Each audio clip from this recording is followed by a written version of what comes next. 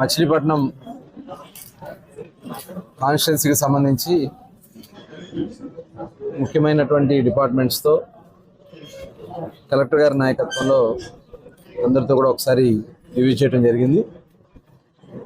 అంటే గతంలో ఉన్న పరిస్థితులు ఇప్పుడు రాబోయే కాలంలో, ఎందుకంటే ఇప్పుడు సమ్మర్ ఎండింగ్కి వచ్చింది, వర్షాలు రాబోతున్నాయి.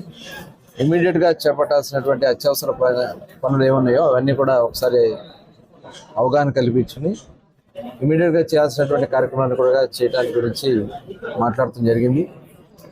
ప్రధానంగా మచిలీపట్నం మున్సిపాలిటీలో మరి యుద్ధ ప్రాతిపదికన చేయాల్సినటువంటి మంచినీళ్ళ సప్లై కానీ, శానిటేషన్ కానీ, అలాగే డెవలప్మెంట్కి సంబంధించి సెంట్రల్ గవర్నమెంట్ స్కీమ్స్కి సంబంధించి ఇవన్నీ కూడా మాట్లాడటం కూడా జరిగింది. అలాగే ఇరిగేషన్ డిపార్ట్మెంట్లో చేపట్టాల్సినటువంటి ఏదైతే ఇక్కడ పనులు ఉన్నాయో దాదాపు 63 పనులకి వీళ్ళు పంపించడం జరిగింది. 17 కోట్ల రూపాయలతో దానికి సంబంధించి శాంక్షన్ కావాల్సింది ఉంది.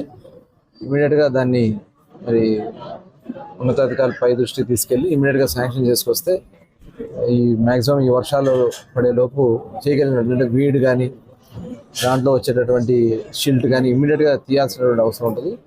వాటి మీద దృష్టి పెట్టడం కూడా జరిగింది. అదేవిధంగా మరి ఆర్డబ్ల్యూఎస్ మంచినీళ్ళకు సంబంధించి కూడా మరి ఈరోజు జనజీవన్ మిషన్ అని రేపు ఇంటింటికి మంచినీళ్ళు పంపివ్వాలనేది, కుళాయిలు ఇవ్వాలనేది మరి గ్రామాల్లో ప్రతి మహిళ కోరుకున్నారు. ఫస్ట్ దాని మీదే మేము దృష్టి పెట్టడం జరుగుతుంది.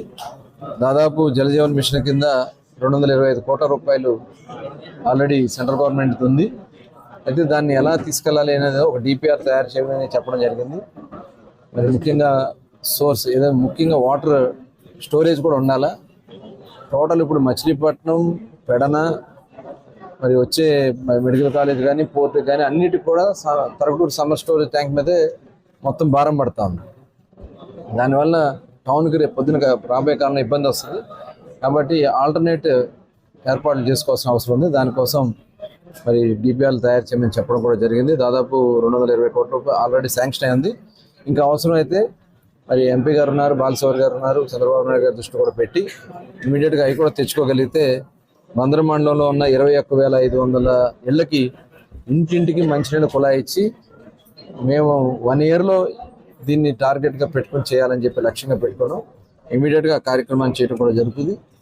అలాగే మరి వ్యవసాయానికి సంబంధించి విత్తనాలు కానీ, అట్లాగే గతంలో వాళ్ళకి రావాల్సినటువంటి ఇన్పుట్ సబ్సిడీకి సంబంధించి మరి ఏదైతే వాళ్ళ ఫార్మర్స్కి ఇస్తున్నటువంటి కేంద్ర ప్రభుత్వం పిఎం కిసాన్ యోజన కానీ, రాష్ట్ర ప్రభుత్వం ఇచ్చేదాన్ని కానీ ఇవన్నీ కూడా కలిపి మరి ఇమీడియట్గా ఎంతెంత రిక్వైర్మెంట్ ఉందో అవన్నీ కూడా మాట్లాడుతూ కూడా జరిగింది. బెనిఫిషియర్స్ ఎవరైతే కౌలుదారులు ఉన్నారో కౌలుదారులకు కూడా కొంతమంది బోగస్గా రైతుల కింద నమోదు చేపించి ఆ రైతుల డబ్బులు కూడా వాళ్ళు తినేస్తున్నారు. మరి అవన్నీ కూడా కొన్ని మా దృష్టికి వచ్చినాయి. అవన్నీ కూడా ఇమీడియట్గా ఎంక్వైరీ చేయమని చెప్పడం కూడా జరిగింది. కలెక్టర్ గారు వెంటనే మరి అగ్రికల్చర్ ఆఫీసర్ గారు కూడా ఇమీడియట్గా చెప్పడం కూడా జరిగింది. ఇలాంటివి ఇంకా చాలా ఉన్నాయి. ఇది ప్రారంభం మాత్రమే. చాలా అవకతవకలు జరుగున్నాయి. అవన్నీ కూడా మున్సిపాలిటీలో కేంద్ర ప్రభుత్వం ఇస్తున్నటువంటి అమృత్ సంబంధించి 58 కోట్ల రూపాయలకి కేంద్ర ప్రభుత్వం మున్సిపాలిటీకి పంపిస్తే కనీసం మున్సిపల్ కౌన్సిల్లో పెట్టి తీర్మానం చేసి పంపించలేకపోయారంటే కింద 2023 మేలో వాళ్ళు ప్రపోజల్ పంపించారు. గతంలో మనం అమృత్ స్కీమ్ కింద మొత్తం రిజర్వాయర్ నిర్మాణం చేసిన, పైప్ లైన్లు వేసిన, కనెక్షన్స్ ఇచ్చిన అమృత్ స్కీమ్లో మేము చేయగలిగాం. వచ్చిన అవకాశాన్ని కూడా గత పాలకులు చేసుకోలేకపోయారంటే ఎంత నిర్లక్ష్యంగా వ్యవహరించారని దానికి ఇది ఒక నిదర్శనం. ఇలాంటివి చాలా విషయాలు ఉన్నాయి.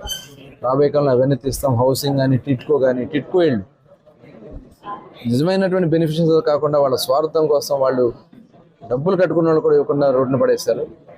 అలాగే వాళ్ళ కాలనీలను పెట్టి జగనన్న కాలనీ అని చెప్పి మరి చెరువుల్లో పెట్టి వాళ్ళ అవన్నీ కూడా మరి ఇంకా చాలా విషయాలు ఉన్నాయి. అవన్నీ కూడా రాబోయే కాలం తీసుకుంటాం. అలాగే పోర్టు విషయం కూడా మాట్లాడాం. ఇప్పుడు దాదాపు 21% గాను 18% పనులు పూర్తయినాయి అంటున్నారు. దాదాపు 700 కోట్ల రూపాయలు మరి ఖర్చు పెట్టామని చెప్తున్నారు. ఇవన్నీ కూడా డీటెయిల్స్ అన్ని కూడా తీసుకుని మరి ఫీల్డ్ విజిట్ కూడా చేసి రాబోయే కాలంలో మరి మచిలీపట్నాన్ని త్వరితగతిన అభివృద్ధి చేసి ఎంప్లాయ్మెంట్ క్రియేట్ చేయడానికి మరి ముఖ్యంగా మౌలిక వసతులు కల్పించడానికి పూర్తి స్థాయిలో చర్యలు తీసుకోవడం జరుగుతుంది. మరి దీన్ని సహకరిస్తూ మరి కలెక్టర్ గారు కూడా ప్రత్యేక దృష్టి పెడతారు, ఎందుకంటే ఇక్కడే ఉంటారు కాబట్టి. మరి మున్సిపాలిటీ మీద కానీ ఇక్కడ జరగాల్సిన కార్యక్రమాల మీద కూడా ప్రత్యేక కార్యక్రమాలు తీసుకున్నారని కూడా తెలియజేసుకుంటూ పాల్గొన్న ప్రతి ఒక్కరు కూడా పేరు పేరున ధన్యవాదాలు తెలియజేస్తాం. For more videos like this, subscribe Big TV channel.